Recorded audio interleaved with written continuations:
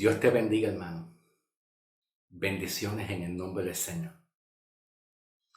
Estaré compartiendo con ustedes el tema de supuestamente el falso rapto secreto que muchas iglesias pues creen y que también lo están enseñando, ¿ok? El falso rapto secreto. Bíblicamente, Pablo nunca habla de un rapto secreto. Este es el tema que estaré hablando, ¿ok? Me imagino que algunos de ustedes quieren que yo les suene el chofar, ¿verdad que sí? Pues voy a complacerlos a ustedes. Voy a sonarle el chofar porque yo sé que algunos de ustedes quieren que yo les suene el chofar, ya que lo tengo aquí como un ejemplo, de acuerdo al tema que voy a tocar, de las trompetas, ¿verdad? Y de la venida de Cristo en el arrebatamiento, cuando Pablo dice, al sonar la trompeta, pues vendrá Cristo, ¿verdad?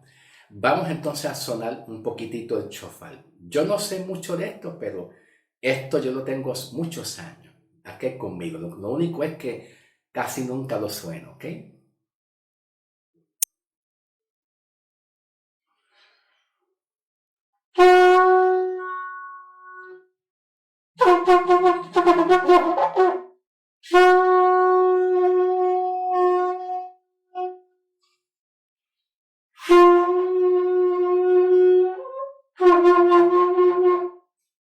Bueno, ya soné el chofar, ¿ok?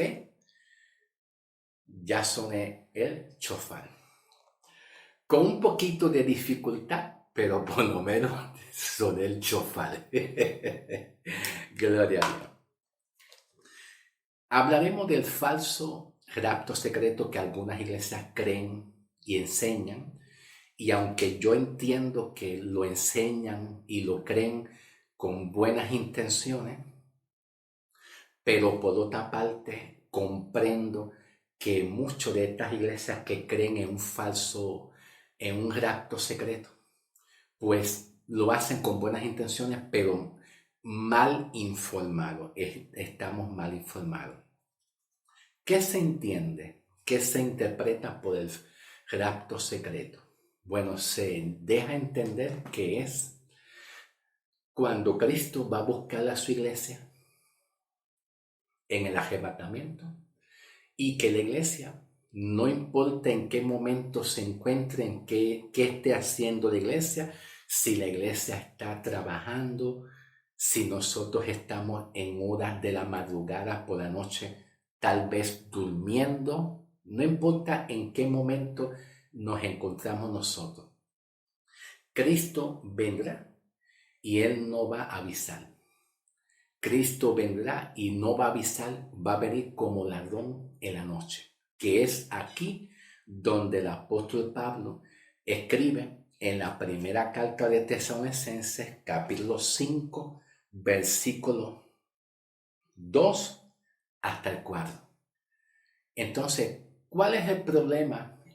La confusión que hay en algunas iglesias que confunden el arrebatamiento que Pablo habla en el capítulo 4 del 13 hasta el 18 y lo confunden con el capítulo 5 del 2 hasta el 4. La confusión viene de aquí, del capítulo 5, comenzando el versículo 2 hasta el 4. ¿Por qué? Porque en vez de nosotros como iglesia creer y entender, que es la forma correcta, creer y entender que el arrebatamiento de la iglesia es un solo acto, un solo evento. Es un solo evento que se está mencionando aquí en el capítulo 4. Y en el capítulo 5, Pablo está mencionando un evento totalmente diferente al arrebatamiento. Ok, hay que comprender que cuando Pablo habla aquí en el capítulo 5 de Primera de Tesalonicenses, diciendo de la siguiente manera: porque ustedes mismos saben exactamente que el día de nuestro Señor vendrá de esta manera, como ladrón en la noche. Y que cuando ellos digan paz y seguridad, entonces repentinamente llegará sobre ellos la destrucción como dolores de parto a una mujer embarazada y no escaparán. Pero ustedes, hermanos míos, no están en tinieblas para que aquel día los alcancen como ladrón. Primero que nada, número uno, aquí cuando hablamos del arrebatamiento y cuando Pablo habla en el capítulo 4, comenzando el versículo 17, vamos a leer el versículo 16 y 17. Pablo dice: porque nuestro Señor mismo descenderá del cielo con autoridad, con voz de arcángel y con voz de trompeta de Dios. ¿Ok? Cuando dice con voz de trompeta, aquí la trompeta está siendo utilizada como un adjetivo. Y los adjetivos cumplen con la función de una comparación. Cumple con la función como un sonido de trompeta, que es más o menos un sonido de un chofar. Como un sonido de un chofar. Aunque aquí se menciona trompeta, bíblicamente los instrumentos de los chofares también se le llamaban trompeta. Habían diferentes tipos de sonidos de trompeta. Esta trompeta es más bien comparado como un chofar y también comparado como una alarma. Una alarma donde Pablo el apóstol quiere expresar que cuando llegue el tiempo del arrebatamiento de la iglesia, todos los cristianos y los no cristianos también van a oír este chofar. Todos los cristianos y los no cristianos van a escuchar este chofar, este sonido, como una alarma que todos nosotros vamos a estar conscientes. Todos nosotros en la iglesia vamos a estar conscientes a través del sonido de este chofar. Que el sonido de la trompeta nos va a hacer a nosotros conscientes de la venida de Cristo. Y la venida de Cristo aquí, ¿verdad? Que es lo que en el griego, en las escrituras de griego se le conocen como la parusia. La parusia de Cristo, la venida de Cristo va a ser visible para todos. Bastante difícil de comprender la doctrina de un rapto secreto cuando Pablo menciona que la parusia, que es la venida de Cristo, es visible. Al igual también cuando Pablo habla aquí en el capítulo 5. Vamos a leer una vez más el capítulo 5, comenzando el versículo 2. Pablo dice: porque ustedes mismos saben exactamente que el día de nuestro Señor vendrá. Entonces, cuando Pablo dice vendrá así, de esta manera, esta palabra así es un adverbio de modo. Y los adverbios de modo con la palabra así revelan o muestran o revelan una manera de cómo Cristo va a venir. Aquí, cuando dice Pablo vendrá, esta palabra así vendrá, pues revela un tiempo futuro. Está revelando un tiempo futuro que gramaticalmente también nos revela que está en tercera persona. Gramaticalmente también revela que está en una tercera persona. Vamos a ver qué diferencia hay entre una primera persona, una segunda persona y una tercera persona. ¿Okay? Vamos a ver la diferencia que existe. Cuando se habla de la primera persona revela y nos revela a quién se le está hablando. Aquí, a quién se le está hablando. ¿Ok? La primera persona. Y la primera persona se dice yo. Yo. También se dice nosotros. Yo está en singular. Y nosotros, que es un pronombre, también ambos son pronombres. Nosotros está en plural.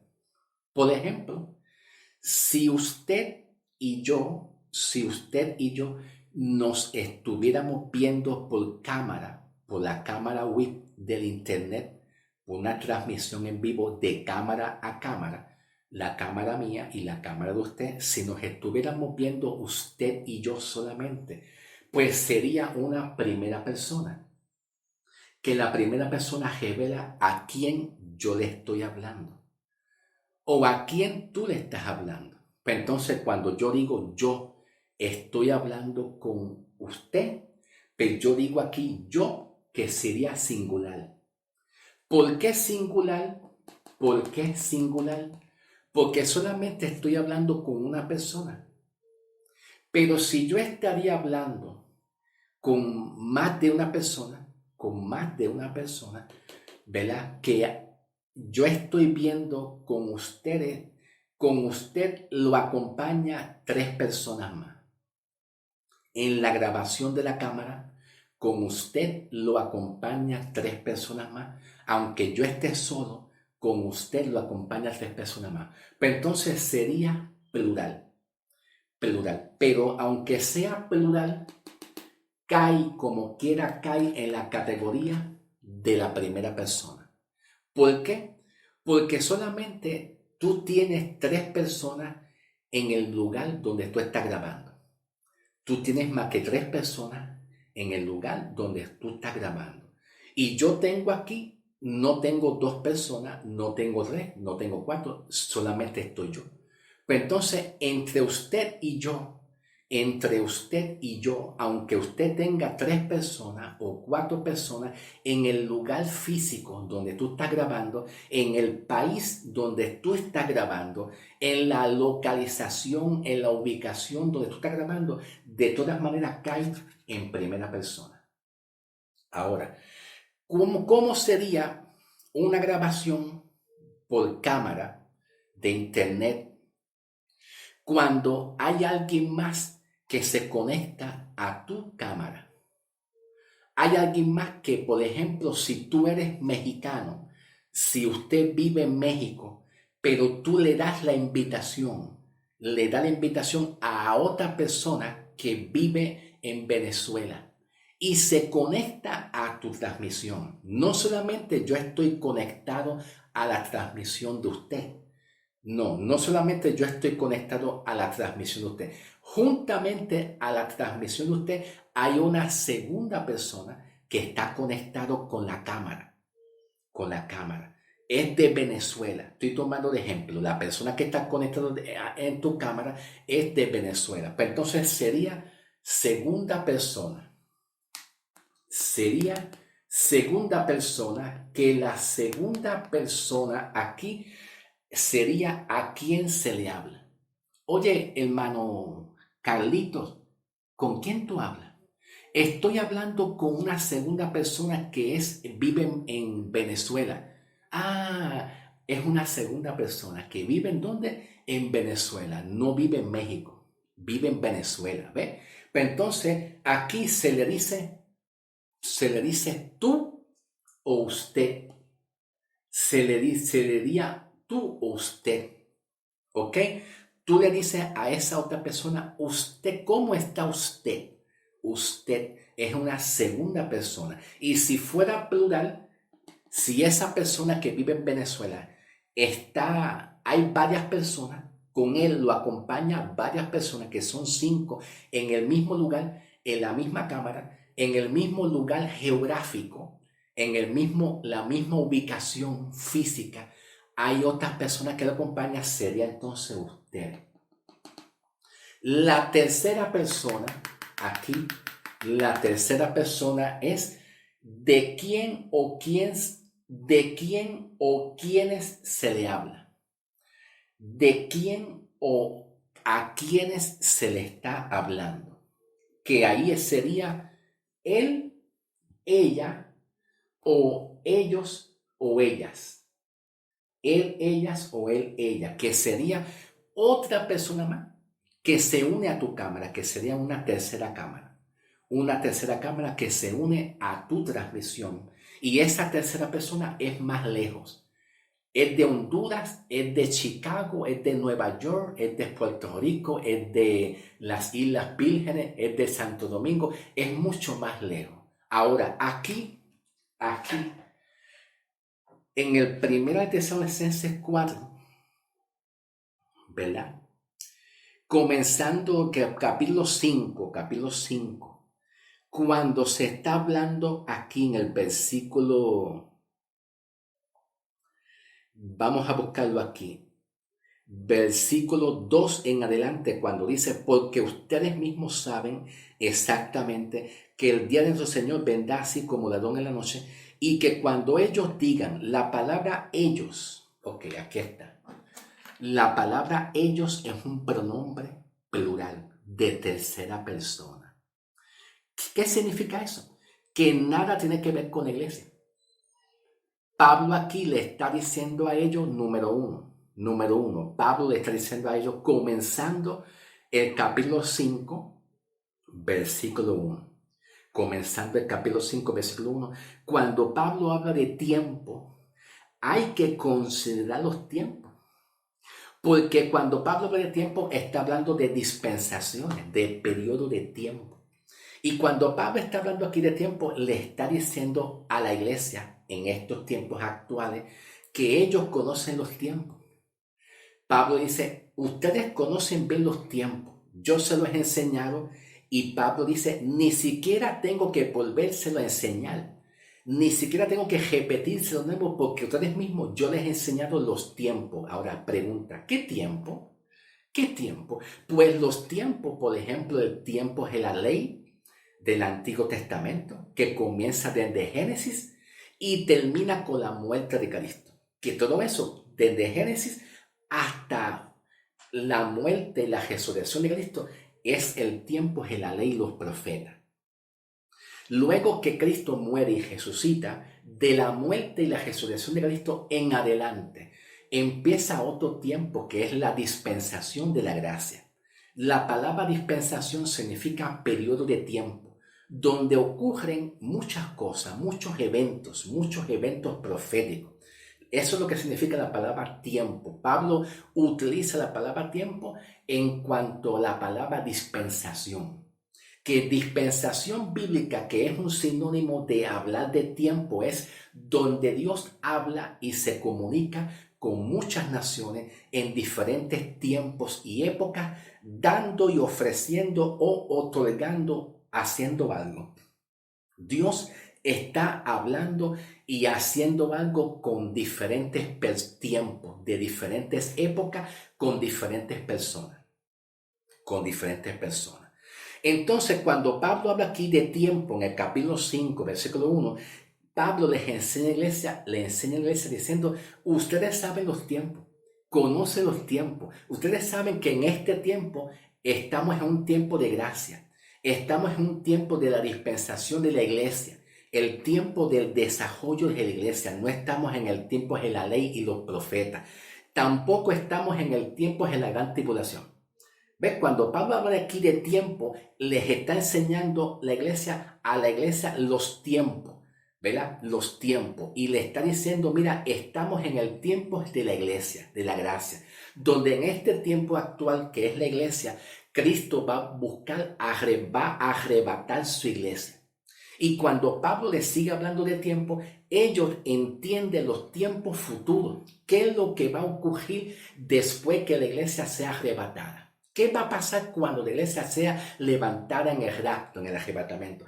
Pues vendrá otro tiempo de la gran tribulación en adelante, donde ocurrirán muchos otros eventos proféticos, que es un tiempo diferente al tiempo nuestro. Por eso es bien importante que Pablo les estaba enseñando a la iglesia los tiempos, a entender los tiempos. ¿Okay? Porque si nosotros en la iglesia no entendemos los periodos de tiempo y en qué tiempo estamos nosotros y en qué tiempo se nos enseña que nosotros en la iglesia vamos a ser arrebatados, vamos a traer o tener mucha confusión, malos entendidos, porque lo que puede ocurrir es que nosotros podemos poner el tiempo de la iglesia en un tiempo futuro, que es la gran tribulación.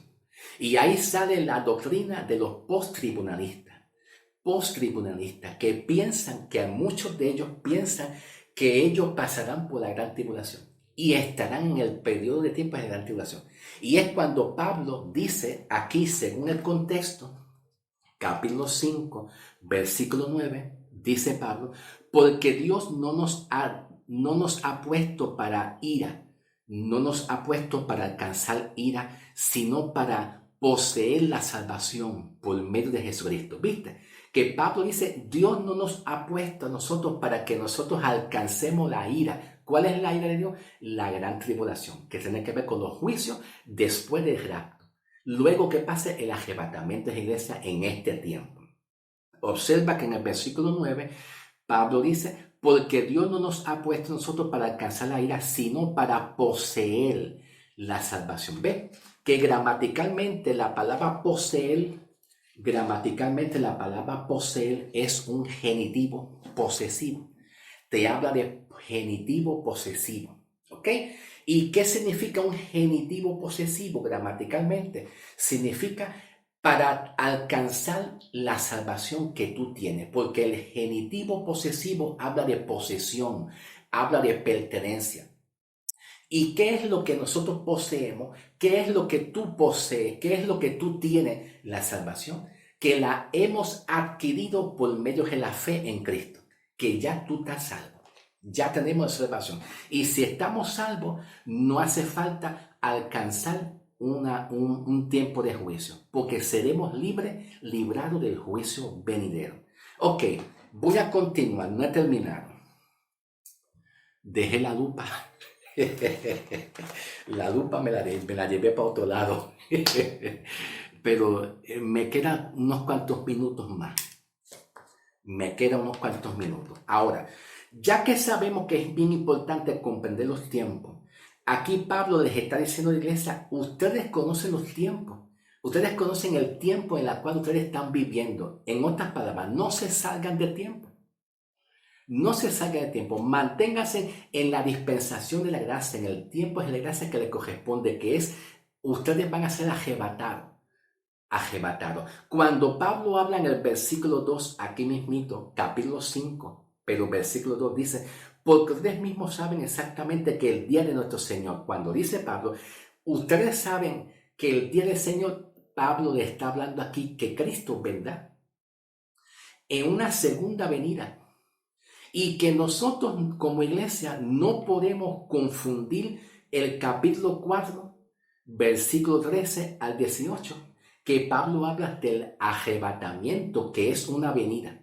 El error que muchas iglesias están cometiendo en cuanto al tema del rapto secreto es que estamos nosotros mezclando estas dos venidas como una sola venida, como un solo evento.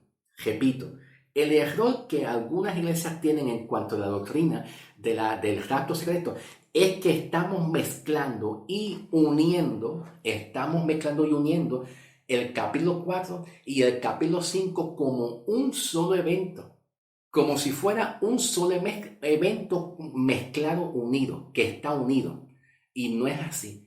El capítulo 5, Pablo está hablando un evento de una venida de Cristo diferente a la venida de Cristo para nosotros en este tiempo.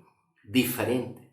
Por eso es que aquí en el capítulo 5, Pablo dice, porque ustedes mismos saben exactamente que el día del Señor vendrá. Cuando dice vendrá, esa palabra vendrá es un verbo. Es un verbo de venir, que viene del verbo venir. Está en tiempo futuro. Vendrá, ¿viste? Vendrá y está en una tercera persona. Y cuando se habla de una tercera persona, cuando se menciona tercera persona, así sea plural, nosotros, ustedes o ellos, aquí la persona, la palabra vendrá, caería en una tercera persona. Tercera persona, y sería ellas, ellos. Él, ellas o él o ellos. Él o ellos o ellos. Que esta tercera persona indica un acontecimiento más lejano, un acontecimiento mucho más lejano que dentro del tiempo de la gracia. ¿Ve? Por eso es que Pablo entonces está diciendo en el versículo 2, porque ustedes mismos saben exactamente que el día de nuestro Señor vendrá tal como ladrón en la noche. ¿Ve? ¿Y por qué Pablo pone el ladrón en la noche? Ok, vamos a ver si me da tiempo, porque no quiero hacer un video muy largo. ¿Por dónde voy? No quiero hacer un video muy largo. Vamos a analizar la palabra ladrón en la noche, que del griego es leptis. Leptis, en el griego es leptis. Y la palabra noche del griego es nux. Nux. Vamos a analizar eso para el próximo video. Pasen al próximo video para darle continuación. Poquito a poquito llegaremos en el nombre del Señor, ¿ok? Gloria a Dios. Pasen al próximo video para continuar.